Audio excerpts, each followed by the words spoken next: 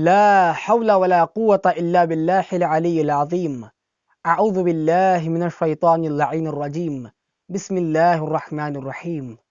الحمد لله رب العالمين الصلاة والسلام على رسول الله وعلى آل الله لا سيما بقية الله عما بعد. محترم ناظرین کرام، جیسا کہ آپ جانتے ہیں آج محرم الحرام کی 3 تاریخ ہے، اور اسی کے حوالے سے آج ہماری عشرہ مجالس کی 4تھی ویڈیو ہے. آج کی ویڈیو میں ہم بہت اہم نقطے پر روشنی ڈالیں گے، جسے کہتے ہیں تاریخ کربلا. یعنی آج کا جو درس ہے، آج کی ویڈیو کا جو عنوان ہے وہ تاریخ کربلا ہے.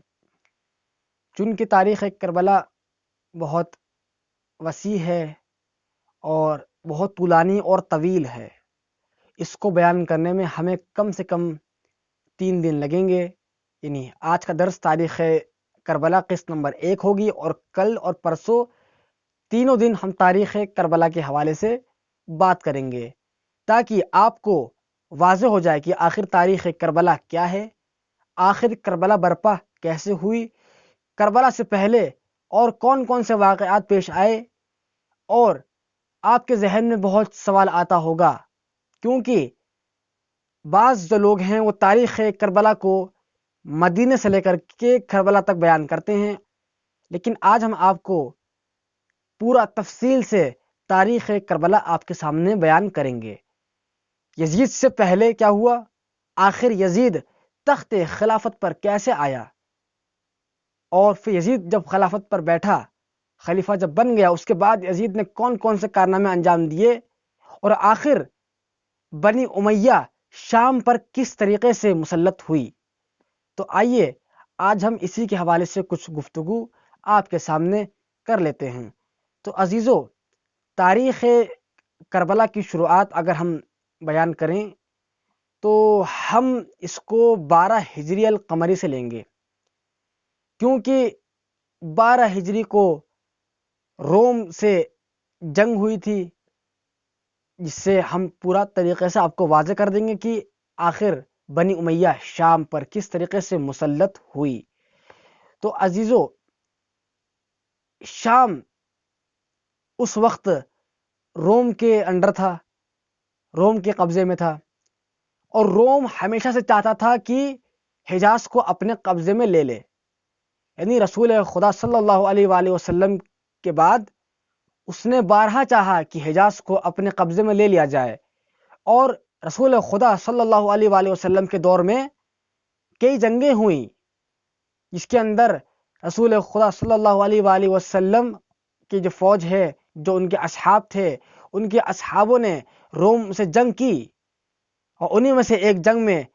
جعفر طیار علیہ السلام شہید کیے گئے. رسول خدا صلی اللہ علیہ وآلہ وسلم کے بعد اہل شورا نے خلیفہ اول کو خلیفہ منتخب کر لیا، اور حضرت علی علیہ السلام کی خلافت کو غصب کر لیا گیا. جب خلیفہ اول اپنی خلافت کے منصب پر آیا اور تخت خلافت پر بیٹھنے کے بعد شام جو کہ روم کے انڈر تھا، روم کے قبضے میں تھا، اور روم نے چاہا کہ حجاز پہ حملہ کیا جائے اور حجاز کو اپنے قبضے میں لے لیا جائے. اس وقت خلیفہ اول کی طرف سے فوج شام کی طرف روانہ ہوئی، اور روانہ ہونے کے بعد اس جنگ میں شام فتح ہو گیا، اور شام روم سے چھڑا لیا گیا، اور شام اسلام کا ایک حصہ ہو گیا. عزیزو، جب شام فتح ہو گیا، اور جب شام فتح کر لیا گیا، اور اس کے بعد دمشق کا جو حاکم ہے وہ یزید بن ابو سفیان کو بنایا گیا. یعنی ابو سفیان کا بیٹا یزید،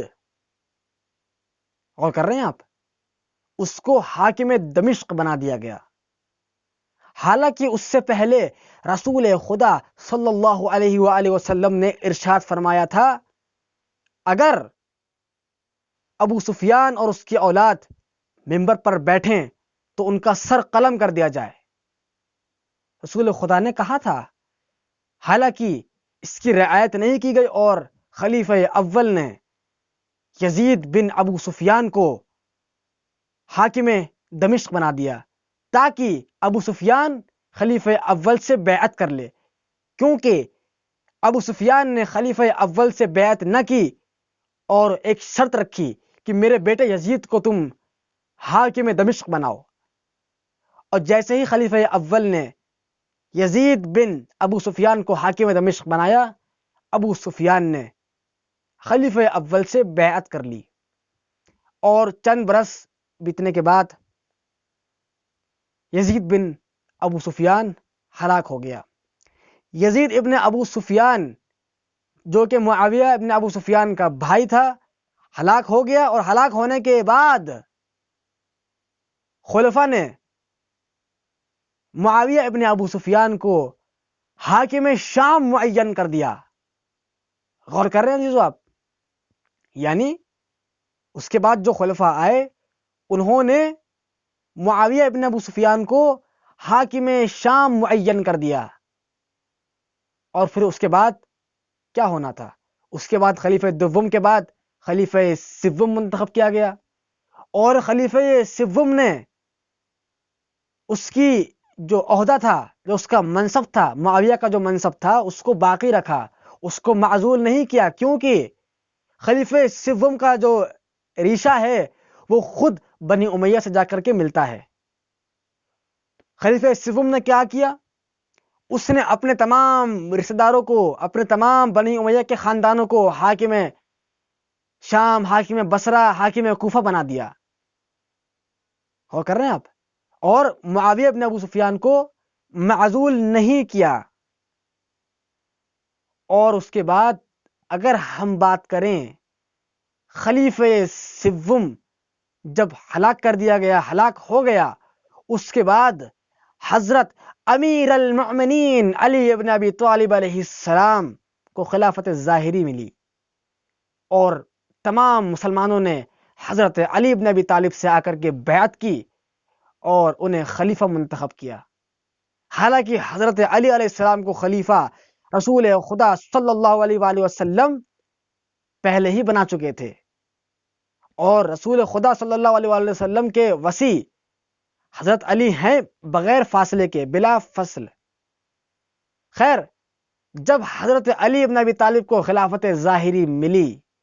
اور خلافت ظاہری ملنے کے بعد حضرت علی ابن ابی طالب علیہ السلام نے تمام جو حاکم جو تھے،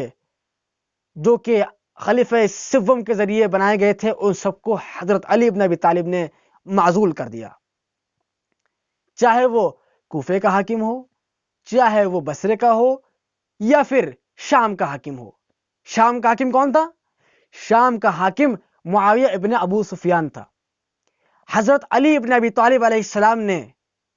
اپنے حاکم شام کے ذریعے جو حضرت علی نے منتخب کیا کہ یہ حاکم شام ہوں گے، حضرت علی نے ان کو منتخب کرنے کے بعد ان کے ہاتھ ایک نامہ دیا۔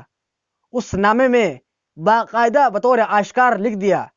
کہ اے معاویہ پسر ابو سفیان، آج سے تم حاکم شام نہیں ہو، اور تمہیں حاکمیت سے معزول کیا جاتا ہے، اور جس کو میں بھیج رہا ہوں یہ حاکم شام ہوگا میری طرف سے۔ اس کے بعد کیا ہونا تھا؟ اس کے بعد جو حاکم شام حضرت علی ابن ابی طالب علیہ السلام کی جانب سے منتخب کیا گیا تھا، وہ شام کی طرف روانہ ہوئے،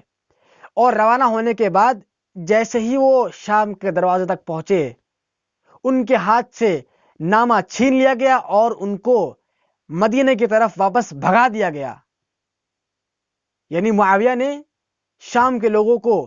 بہکا دیا، قتل عثمان کے بہانے سے شام کے تمام لوگوں کو بہکا دیا۔ حالانکہ اس نے لوگوں کو بہکایا اور لوگ بہک بھی گئے، اور جیسے ہی حضرت علی علیہ السلام کا منتخب حاکم شام پہنچا، لوگوں نے اس کو بھگا دیا اور اس کے ہاتھوں سے نامہ چھین لیا، اور اس کے بعد معاویہ نے وہ نامہ پڑھا، اور نامہ پڑھنے کے بعد معاویہ ابن ابو سفیان نے عمرو ابن عاص کو دعوت دی کہ شام کی طرف روانہ ہو جاؤ، اور اس کے بعد عمرو ابن عاص شام کی طرف روانہ ہوا تاکہ وہ دونوں بیٹھ کر کے ایک جلسہ قائم کریں، ایک میٹنگ کریں، تھوڑا سا فکر کریں کہ کس طریقے سے شام کو دوبارہ سے اپنے قبضے میں لیا جائے۔ اس کے بعد کیا ہونا تھا؟ اس کے بعد عمرو ابن عاص شام کی طرف روانہ ہوا اور چند دنوں کے بعد شام پہنچ گیا، اور شام پہنچنے کے بعد کئی دن تک عمرو ابن عاص اور معاویہ بن ابو سفیان یہ دونوں بیٹھ کر کے جلسہ کرتے رہے اور فکر کرتے رہے کہ کس طریقے سے شام کو دوبارہ سے اپنے ہاتھوں میں لیا جائے، اس کو دوبارہ سے اپنے قبضوں میں لیا جائے۔ اور اس کے بعد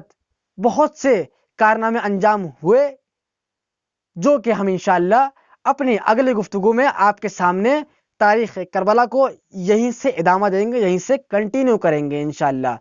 امید ہے کہ آپ کو تاریخ اسلام سمجھ میں آ رہی ہوگی، کیونکہ تاریخ اسلام جو ہے اس کے اندر ایک بہت بڑا جو حصہ ہے وہ تاریخ کربلا کا حصہ ہے۔ تو تاریخ کربلا کو سمجھنا بہت ہی ضروری ہے کہ آخر یزید ابن معاویہ تخت خلافت پر کیسے بیٹھا، کیونکہ اس سے پہلے جو معاہدہ کیا گیا تھا امام حسن علیہ السلام کے ساتھ کہ یعنی تم اپنے بعد کسی کو خلیفہ معین نہیں کرو گے، تو آخر یزید خلیفہ معین کیسے کیا گیا؟ تو ہم اس کے بارے میں تفصیلی بات کریں گے، اور اس کے بعد امام علیہ السلام کو کس طریقے سے شہید کیا گیا۔ تو عزیزو انشاءاللہ گفتگو آگے 2 جلسوں میں ہوگی۔ بس